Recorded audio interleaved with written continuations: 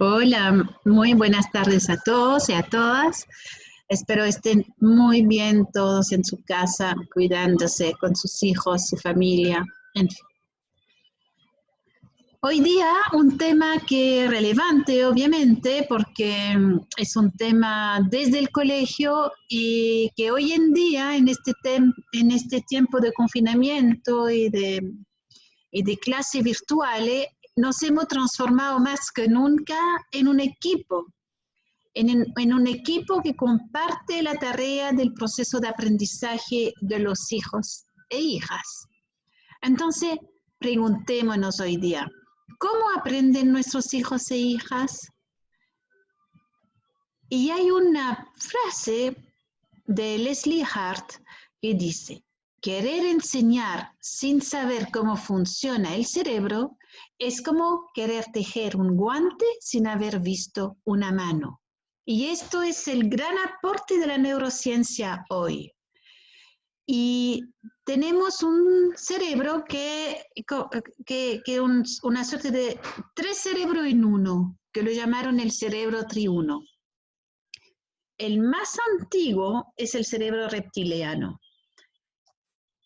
Y vamos a ver qué pasa con él porque voy a profundizar en lo que significa en el aprendizaje, en el proceso de aprendizaje cada uno de nuestros cerebros.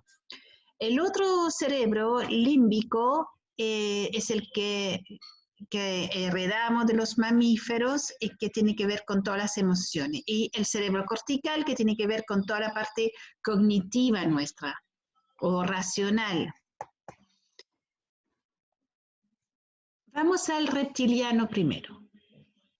Primero es todo lo que tiene que ver con nuestro instinto de sobrevivencia.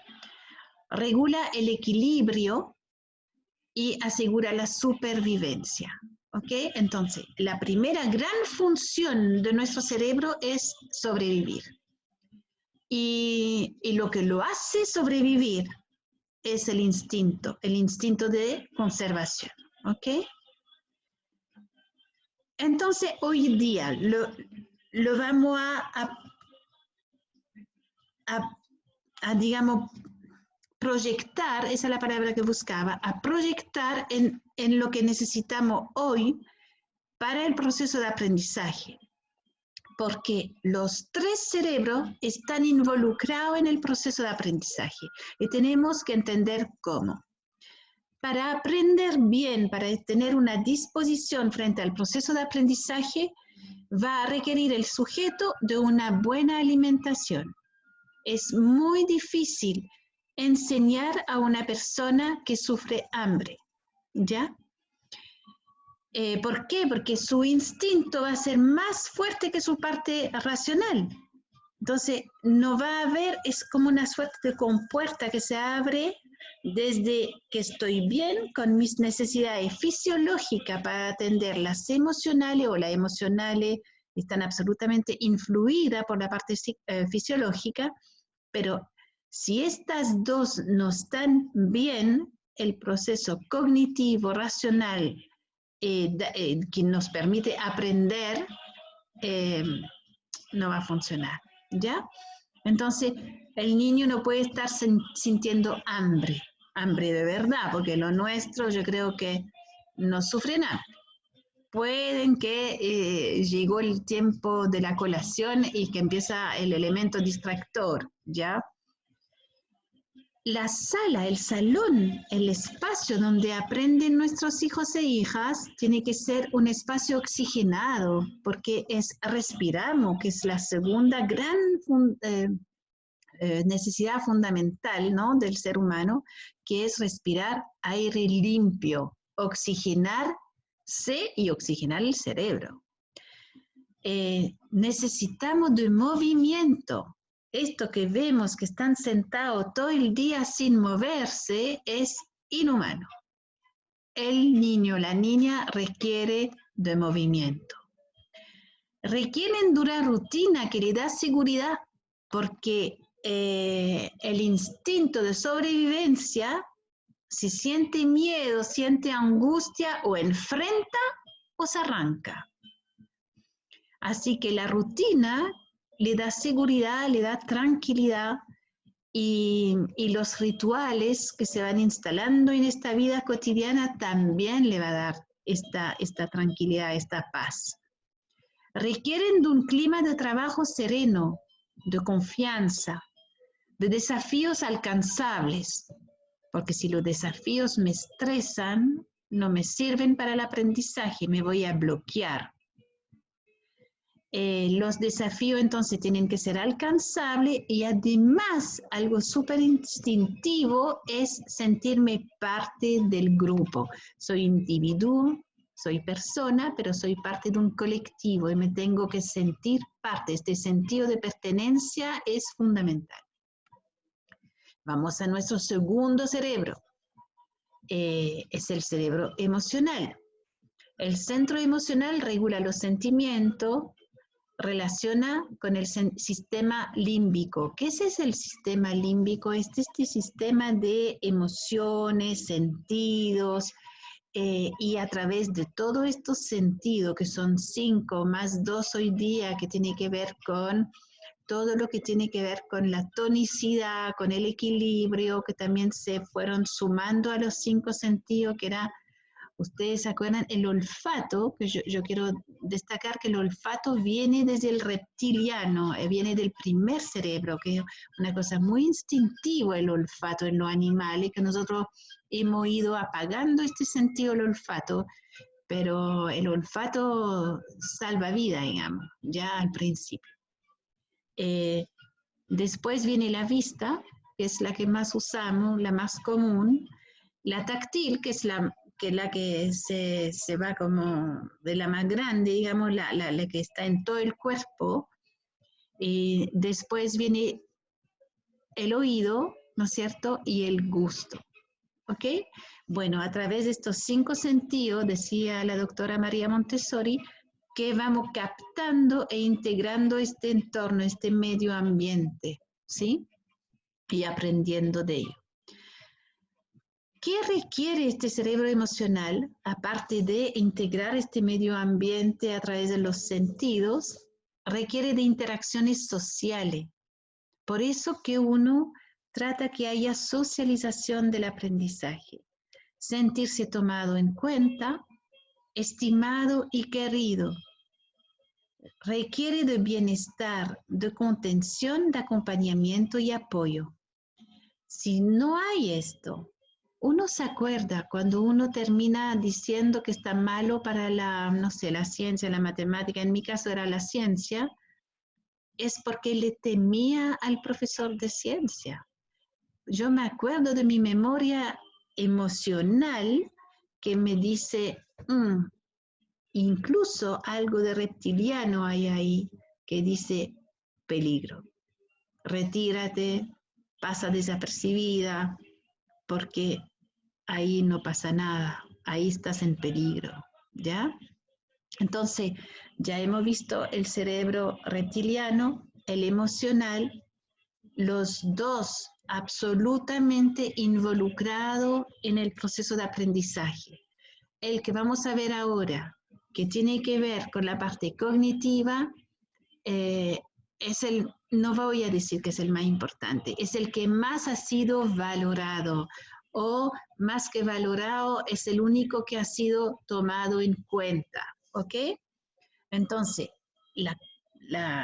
este cerebro pensante, la neocorteza, como la llaman, es denominado también neocortex y es el resultado más reciente de la evolución del cerebro. Los otros tienen 400 millones de años, 200 millones de años. Este tiene apenas 4 millones de años, ¿ya? El córtex cerebral es la sede del pensamiento y de las funciones cognitivas, la más elevada, como el razonamiento abstracto y el lenguaje. Le explico un poquito esto. Si yo me enfoco a la parte como preescolar, como hasta los 4 o 5 años, el chico va a explorar un mundo que es muy físico, que entra realmente por los 5 sentidos, que va a manipular, que va a oler, que va a mirar, que va a observar, que va a escuchar. Pero pero recién a los 4 o después de los 4 es capaz de adentrarse en el mundo complejo de los símbolos. El mundo simbólico es el mundo de los conceptos más abstractos. Entonces, cuando uno habla, por ejemplo, de los números y de las letras, puede haber antes una especie de aprendizaje intuitivo, que escucha, que está en el medio, los nombres de los números, las cantidades, pero realmente llegar al mundo del símbolo, que es el número 12, la cantidad de 2 piedritas por otro, lo que sea, y poder asociarlo, la cantidad concreta, con el símbolo 2, esto ya es un razonamiento abstracto. La letra, el alfabeto, viene de toda una evolución de la escritura que viene de un mundo que era del mundo de los dibujos, la pintura rupestre, que ya mandan los primeros mensajes. Es mucho más visual, mucho más concreto. Pero cuando uno decide que la A suena A, esto ya es un lenguaje simbólico y abstracto. Entonces, dentro de los primeros años, entre los 4, los 6, 7 años, este lenguaje abstracto de la letra y los números empieza a invadir el mundo infantil, ¿ya? Y ahí uno empieza a desarrollar todo un mundo mucho más complejo de aprendizaje, ¿ok? Y María Montessori en eso ha sido increíble. ¿Por qué? Porque son materiales, no son solo para alfabetizar a los niños, sino que son abstracciones conceptuales materializadas, así tal cual. Entonces yo puedo entender decimales, fracciones, no sé, los ángulos, las potencias, que son conceptos realmente difíciles. Hay un material hoy en día que usan en taller 3, que es de química, los elementos de las tablas periódicas, que están ahí en materiales concretos.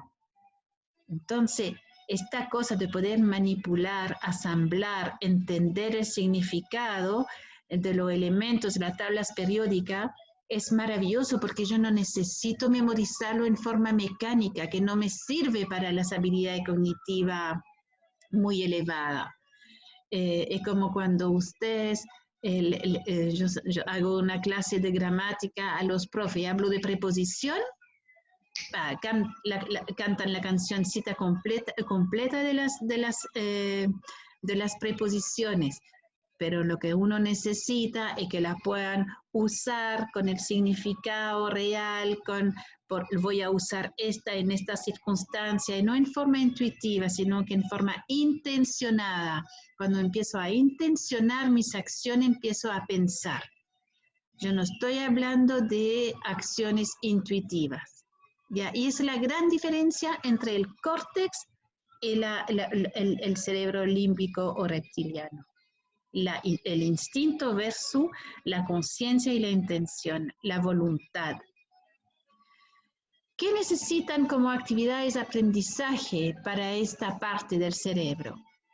Pensar, resolver problemas, crear, analizar, sintetizar, reflexionar, leer, que es una habilidad cognitiva transversal, realizar tareas complejas, poder enfrentar desafíos, recibir estímulos y responderles.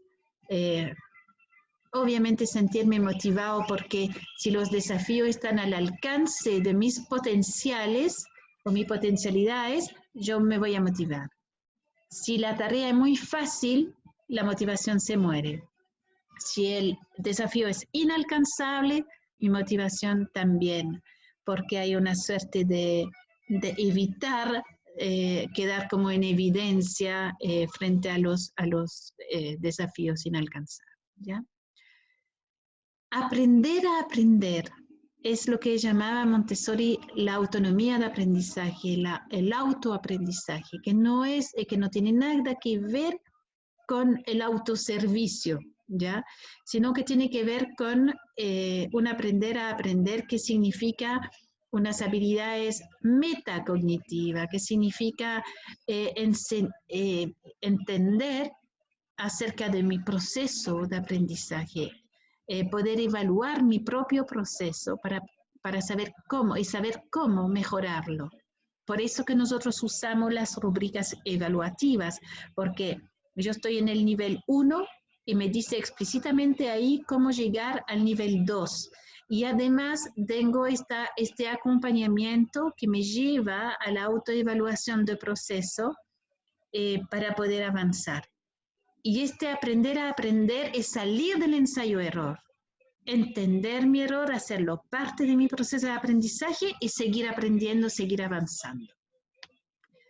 Aprender haciendo, esto es impresionante porque las manos son las herramientas de nuestra inteligencia. Hay un cuento visomotor que es imprescindible en el proceso de aprendizaje. Por eso que no es solo copiar, repetir, sino que es hacer, es realizar, es transformar esta información que yo recibo en un conocimiento.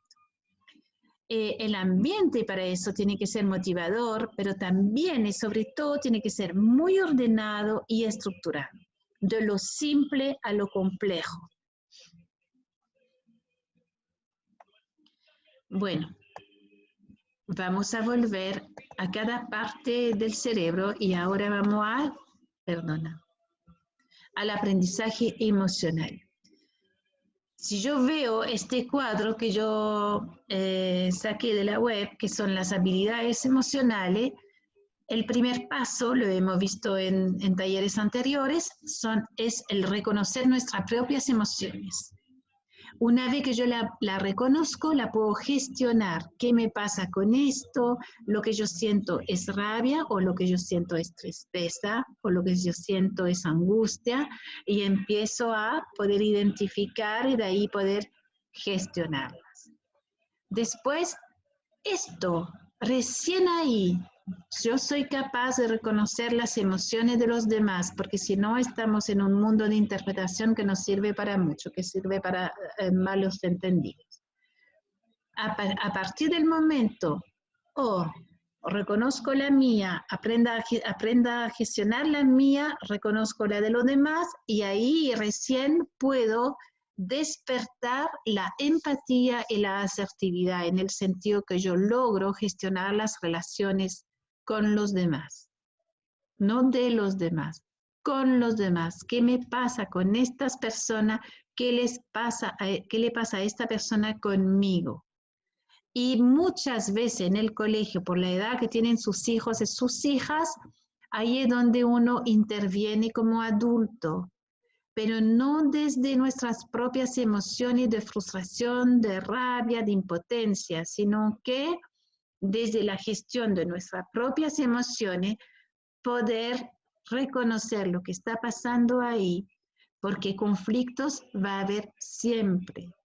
Pero esta gestión emocional nos va a permitir resolver los conflictos como corresponde, es decir, con cabeza fría. Y me aprovecho hoy día porque ya estoy con básica y yo está observando ahí a taller 3 que está complicado porque hay travesura de algunos alumnos durante la clase, están en un nuevo medio que es el medio virtual, entonces obviamente que van a probar límites. Esa es la misión de los niños, probar límites. Y cuando nosotros vamos a haber conversado con ellos, reflexionado con ellos, haberlo llevado a tomar conciencia de que no ganan nada con dicha conducta, se van a sumar. Pero esto es un conflicto absolutamente natural y estos conflictos van a siempre suceder, que sea una experiencia de aprendizaje virtual o presencial. Nuestro trabajo, nuestra labor es poder mediar en la resolución de conflictos. Y no estoy diciendo que siempre es fácil, pero es parte de. Así que el último punto acá de la escala es la resolución de conflictos justamente, porque desde el primer punto, el reconocer mis emociones, gestionarlas, reconocer las emociones de los demás y gestionar la relación con los demás, me lleva a resolver conflictos de manera positiva, de manera pacífica, de manera empática y asertiva. ¿Qué necesita en la parte emocional para el aprendizaje? Primero, gestionar las propias emociones, ¿ok? Para poder resolver algunos conflictos de convivencia. El cerebro de toda manera necesita emocionarse para aprender. Si yo no estoy emocionado con mi proceso de aprendizaje, no me va a pasar mucho, ni adrenalina, ni dopamina, nada que me va a mover. Entonces, la gran tarea es no transformarnos nosotras en el Fantasilandia, en el gran payaso, sino que lograr a través de distintos canales, tanto emocionales como de comunicación, sumar al chico. Y vamos a ver cómo. El proceso de aprendizaje debe ser acompañado de emociones positivas y en un ambiente cómodo. Eso es fundamental. Estas clases donde el profe intimida o donde el profe da angustia o da miedo no sirve para nada y lo sabemos. Pero cuando el proceso de aprendizaje está bien acompañado en forma positiva y que el ambiente de trabajo es cómodo, el niño se va a ir sumando. Segundo, poner la imaginación al servicio del aprendizaje, que es un gran don del ser humano, ¿no? La imaginación. La imaginación podemos viajar con ella en el tiempo. Por ejemplo, tú me haces pensar en la prehistoria o en la primera cultura de los sumerios y yo puedo viajar en el tiempo, en el espacio. Es algo maravilloso que le ha sido dado al ser humano y que puede estar puesto al servicio de su aprendizaje. Entonces, con esto de la imaginación, yo puedo estimular en los niños, en la niña, todo lo que tiene que ver con la capacidad de asombro. Eso también tiene que ver con toda la parte límbica de nuestro cerebro. Y acompañar desde la valoración de los logros. Yo tengo logros y yo requiero de un acompañamiento que es una retroalimentación positiva para darme cuenta de estos logros. Pero en Montessori esta retroalimentación positiva tiene que ver con hacer reflexionar el chico o la chica acerca de sus propios logros. Por ejemplo, tengo el cuaderno del niño, la niña, el niño se acerca a mí y me pregunta lo que pienso de su trabajo de hoy, 5 de mayo. Y para responderle, yo miro su trabajo y voy viendo el cuaderno y las páginas anteriores del cuaderno con él o con la alumna, ¿ya? Y él mismo me mira y hay una complicidad y dice, lo podría haber hecho mejor. O te dice, se ríe y dice, cómo escribía, mira cómo escribía, mira cómo escribo hoy. ¿Y qué te parece cómo escribes hoy? Me parece muy lindo, yo trabajé muy bien hoy y hay una autorreflexión. Esto es tan importante porque como la parte emocional va de la parte racional, va de la mano, es tan lindo porque él puede autoevaluarse desde lo emocional en complicidad con él o la guía. Es precioso este trabajo. Porque se hace en una suerte de, cuando yo lo hablé de complicidad, es un espacio socioafectivo con el niño. Es como que se siente querido, se siente valorado, pero yo logro como guía que él se autovalore. Bueno, el estrés, sabemos, está más que dicho en muchos espacios, es que el estrés inhibe las funciones cognitivas. El niño no es capaz de pensar con cabeza fría si hay una emoción que va a impedir esto, ¿no? Y una de este estado emocional es el estrés, ¿ya? La doctora María Montessori, psiquiatra y pedagoga, observó el cerebro en acción, es decir, conductas que le fueron revelando necesidades, tantas fisiológicas, que podría ser más del reptiliano, ¿cierto? Emocionales del límbico y cognitivo de la corteza. Y entonces ella como que hizo como un compendio del ambiente preparado, físico, digamos, emocional, y de la parte de cómo hacer pensar, cómo a llevar al niño a la comprensión de los conceptos abstractos. Hizo un trabajo maravilloso de toda una vida, y a través de su observación, digamos, rigurosa de la conducta de los niños en distintas etapas del desarrollo, ella fue capaz de vislumbrar cosas, elementos, conocimientos que hoy vienen a reafirmar la neurociencia. Por ello, la neurociencia viene, digo yo, a reafirmar con las imágenes cerebrales que tienen a disposición hoy día los principios metodológicos de la doctora Montessori.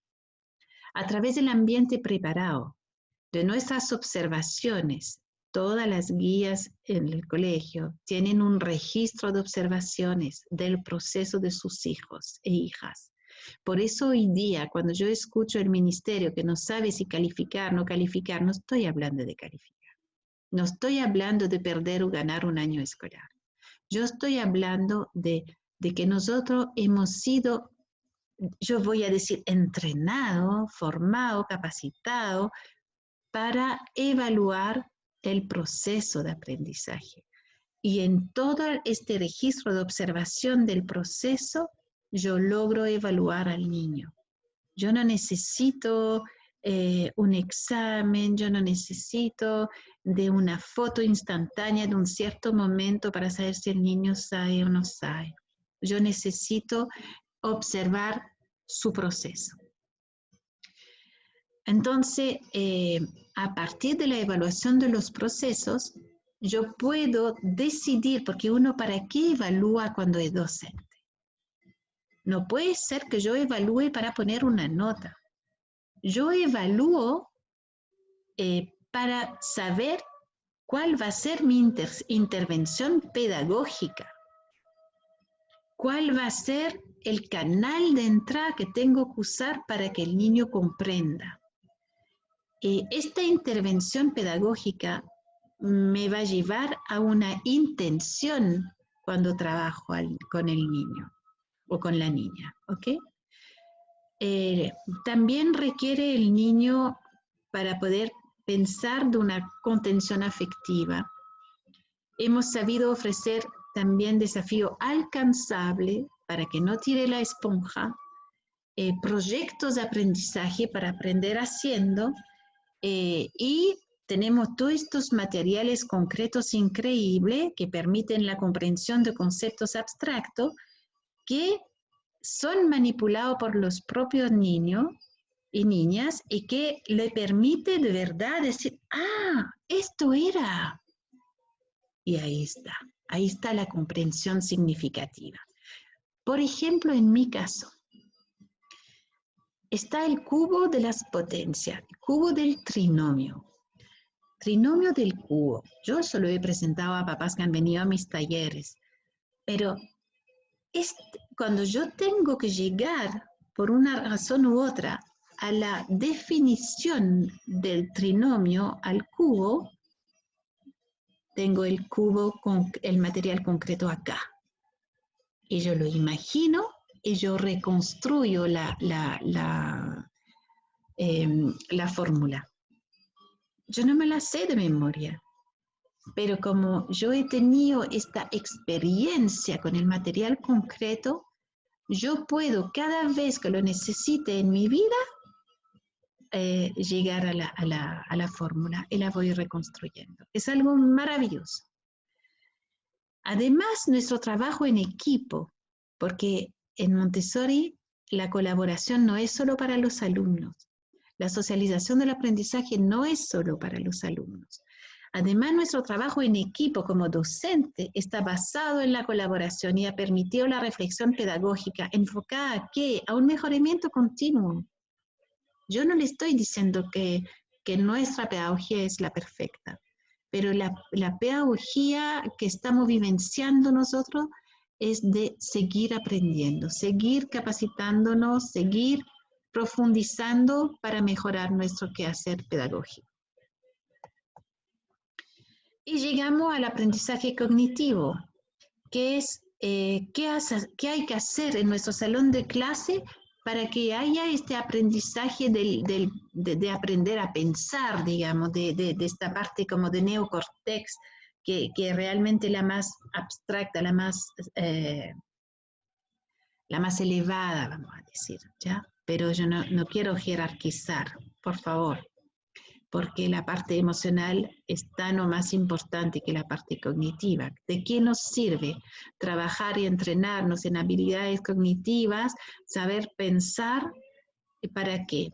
Para poner esta parte cognitiva al servicio de la parte emocional. Eso sería como una suerte de remedial, porque lo natural es preocuparnos de nuestra parte fisiológica, la parte de alimentarnos bien, de respirar bien, de estar bien en nuestro cuerpo para vivir, para tener una vida saludable.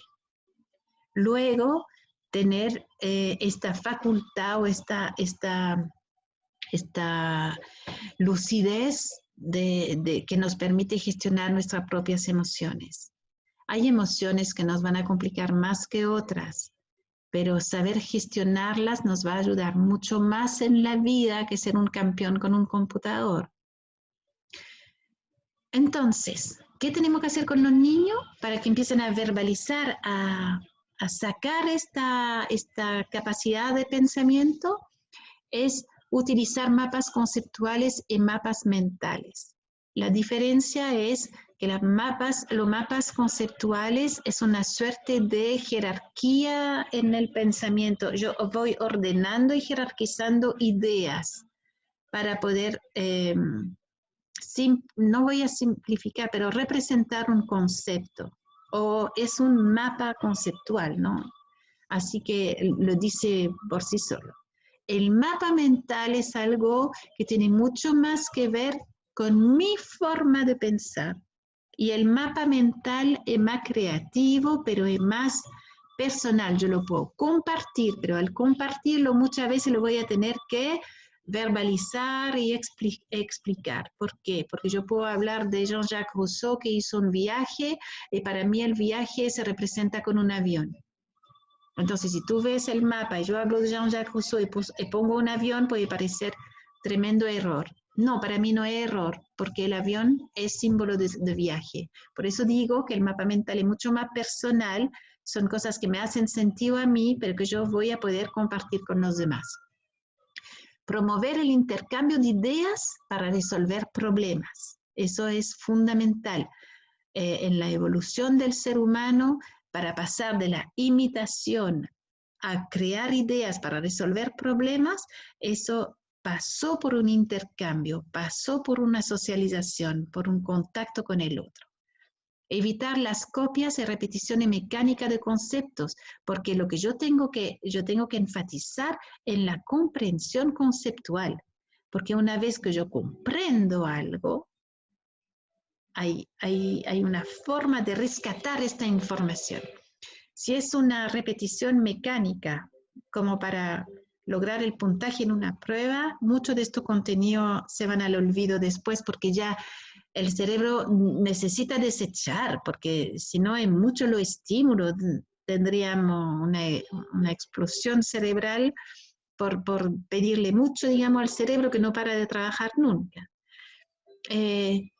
Desarrollar el arte de hacer preguntas para evitar dar respuestas. En este sentido es hacer preguntas que hacen pensar a los demás, o a nosotros mismos también.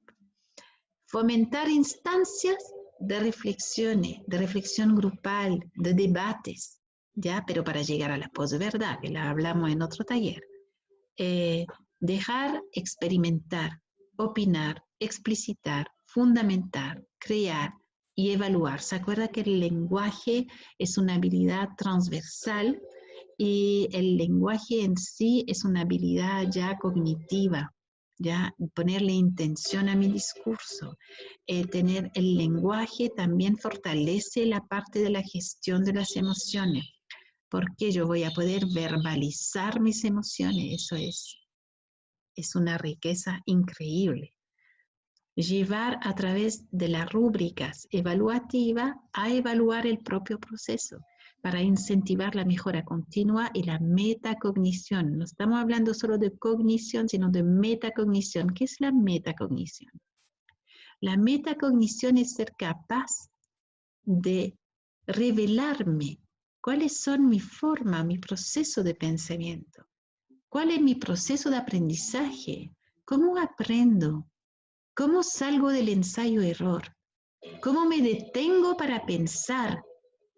Y al detenerme para pensar, yo logro salir de este ensayo-error y aprendo, de verdad. Yo aquí, en forma intencional, puse este dibujo, que son dos cabezas que piensan mejor que una. Entonces ahí está como la mediación, la retroalimentación, la socialización, el compartir las ideas, y porque en esto está el crecimiento cognitivo y metacognitivo del ser humano. Instalar el aprendizaje en base a proyectos interdisciplinarios. Durante mucho tiempo hemos cometido un error en educación hace mucho tiempo de separar cada disciplina, de sobreespecializarnos en un área sobre la otra, sin que estas distintas áreas puedan dialogar entre sí. Entonces, ¿qué pasa con eso? Que cuando los proyectos son interdisciplinarios, yo puedo hacer dialogar las artes con la ciencia, por ejemplo, el lenguaje con las ciencias y las artes, o el inglés con las ciencias, porque cuántos papers están en el sistema en inglés. Entonces, es tan importante poder acceder a este otro idioma a veces para poder llegar a un paper que me interesa. ¿Ya? Entonces, este diálogo entre las distintas disciplinas permite ampliar la visión del conocimiento y profundizar en el mismo conocimiento. Entonces, asociar y relacionar las distintas asignaturas para ampliar esta visión del conocimiento es algo que, desde mi punto de vista, es algo que logró muy bien un país como Finlandia. Cuando yo observé las clases allá, lo que mejor hacían los docentes era relacionar y asociar la ciencia con un idioma, con la historia, con la geografía. Era algo impresionante, de verdad. Bueno, vamos a recordar dos frases que yo creo que son importantes recordar. Y la primera es que recordar para siempre que se aprende con todo el cerebro. Entonces ahí yo veo, de un lado tenemos, en un hemisferio tenemos la empatía, el don de las palabras, el recoger datos, la observación, la parte estratégica del cerebro, el razonamiento, pero también tenemos esta parte más creativa de salir de la zona de confort, de tener o de compartir distintas visiones o de ir desarrollando una visión. Y la imaginación de la cual yo hablaba, que está puesta al servicio del aprendizaje, y es el cerebro es el reino de las ideas. Entonces, es maravilloso. Hay hoy día frase o expresiones que dice que el colegio debería ser el colegio de todo el cerebro. ¿Y a qué se refieren con eso? Lo que hemos visto hoy en este taller. El colegio, la casa, lo que sea, toda la gente que educamos tenemos que pensar que se aprende con todo el cerebro, con las emociones, con la parte fisiológica tranquila, bien cuidada, y este conjunto de emociones y fisiología están al servicio del aprendizaje más cognitivo, más abstracto, más racional. Y la última, para que también no nos olvidemos nunca, ya lo dije en otros talleres también esto, que cuando el corazón trabaja junto con el cerebro, tienen superpoderes. Y es verdad, no podemos pensar que el niño va a aprender si su momento de aprendizaje es un momento abstracto, si es un momento de estrés, si es un momento de impotencia, si es un momento de angustia, no va a aprender.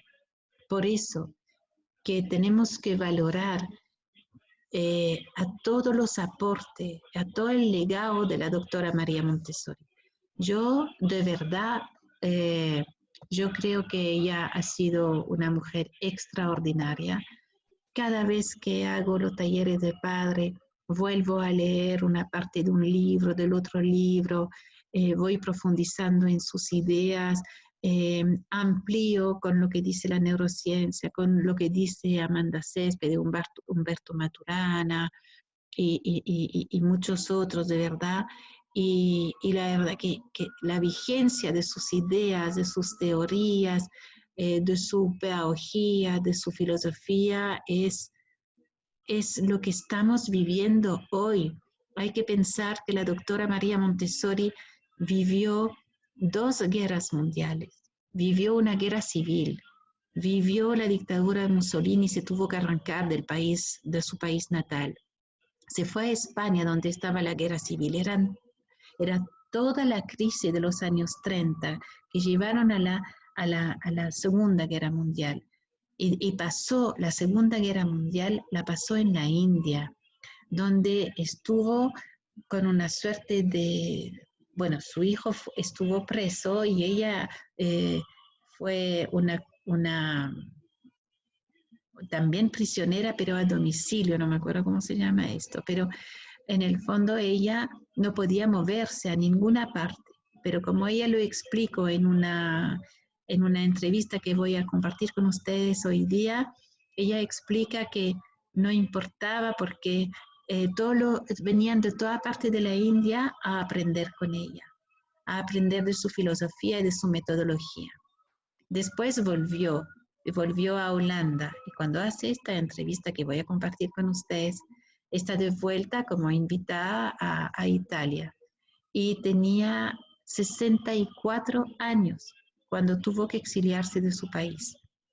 Y sabemos que a esta edad, para que siga tan activa, para que llegue a la India, arrancándose de una guerra civil, y sea capaz de formar a más y miles de gente o miles de personas, yo no estoy exagerando, en la India, en su metodología, en su filosofía, que sea capaz de desarrollar desde la India todo lo que tiene que ver con la educación cósmica, que va a ser el tema de mi próxima taller con ustedes.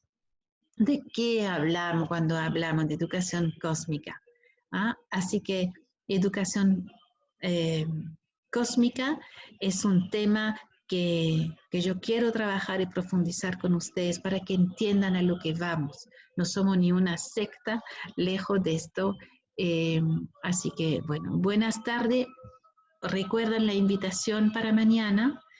Voy a participar de una conferencia que se llama Montessori en Casa. Es una niña que se llama Cristina Tebar, que es española y que hace un congreso virtual internacional. Me invitó a participar con una ponencia. Esta ponencia la voy a compartir con ustedes mañana a las 7 de la tarde. Después de la ponencia, lo que vamos a hacer es una reflexión acerca del rol del adulto en la educación de niños y niñas. Así que los espero mañana.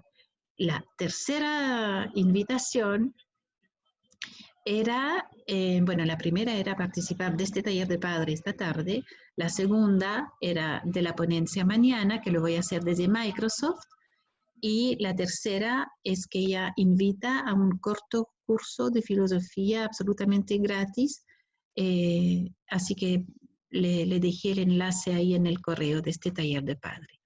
Nos vemos mañana, ojalá que numerosos, para que valga la pena. Bueno, que sean pocos, que sean muchos, siempre vale la pena. Buenas tardes.